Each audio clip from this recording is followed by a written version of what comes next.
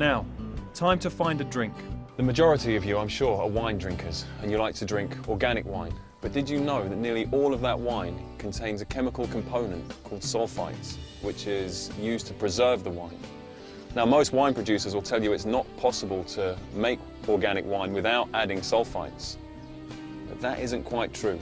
And I've come all the way to the countryside of New Zealand, to the Celtic Organic Winery, to meet a gentleman by the name of Malcolm, who's going to show me just how it's possible to make organic wine without adding sulfites. Celtic Winery, run by the legendary Malcolm Hadlum, has been producing fruity concoctions for more than a decade. His organic approach extends beyond non-chemical fermentation. Malcolm sources only organically grown plums, ginger and apples to use in his wines. His honey is all locally produced as well. It's a total commitment to delicious, healthy, sustainable consumption. Malcolm explained that grapes are traditionally the fruit of choice for winemakers because of their balance of acidity, body and flavour. But you always hear of connoisseurs going on about hints of this fruit and tastes of that fruit. So why not make wine of any of the thousands of fruit that are abundant on our planet? It's all possible, and Malcolm is going to show me how. He first took me to his tasting room to let me sample some of the different wines he produces, using the fruit from his organic orchards. Oh, how I suffer and sacrifice for the sake of my mission. Okay, so I'll give you a little taste of this one. This is a very dry one. Okay, just have a little taste of the Black Doris, which is made out of Black Doris plums. Now, this is a very interesting one. The plums are just like a big grape, and it's got everything the grape's got and more, but it has got something the grape hasn't got, and that's histamines. Okay, so we're going to have a little dry of that. Just give you a little wee taste, because there's a few wines here to try.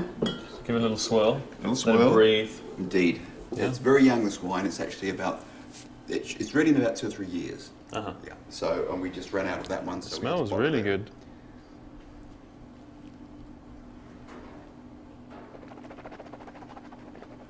The tannins, lots of tannins in there. Lots of tannins, quite astringent in the mouth. It feels like it's drying it out. Exactly. But a good flavour, quite light. Good. It tastes quite alcoholic. To show me just how easy it is to make organic wine, Malcolm takes me to his backyard, where he already has key ingredients prepared for a quick demonstration of the process of making a simple Celtic mead. So now you're going to show me how we can make wine, or anybody can make wine from just about anything and without putting sulfites in. Exactly. First of all, we need hot water. Because we've got to dissolve 2 quarts of honey in the hot water, and you've got to have a certain amount of temperature to make sure that yeast all kicks in. Okay.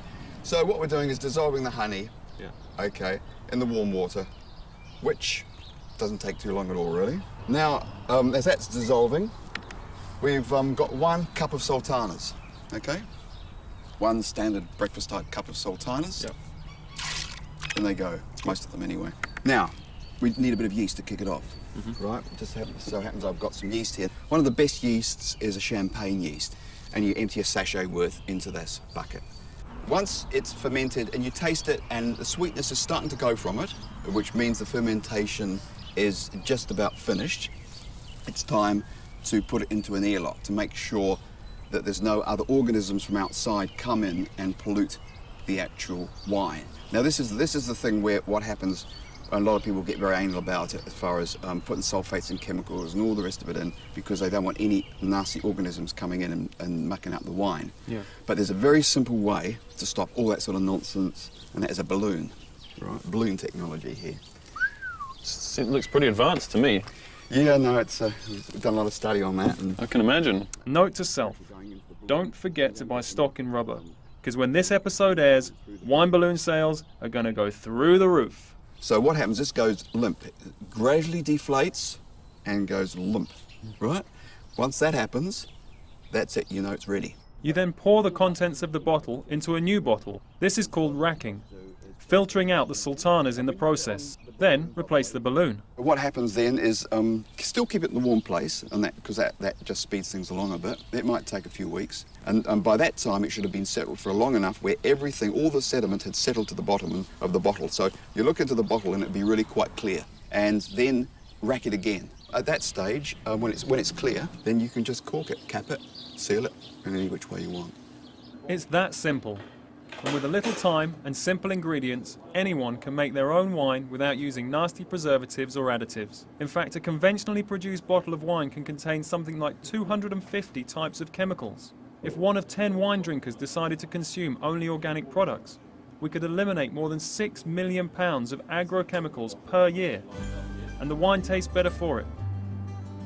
After some arm twisting, I reluctantly agreed to head back to the tasting room to sample some matured Celtic mead. It smells good. That smells more like a standard sort of white wine. Whatever that means. It's like drinking liquid honey with a hint of alcohol in there as well. That's great. All right, Malcolm, it's been an absolute pleasure. Now I know how to make wines in my own front garden. With nothing more than a bucket, a bit of honey, some water, some sultanas, some yeast. Easy peasy. And that's that. Today I've learned how to make healthy, clean, delectable wine. I'm leaving Malcolm's place a fair bit wiser and just a little bit on the tipsy side. I think I'll take a quick nap on his hammock.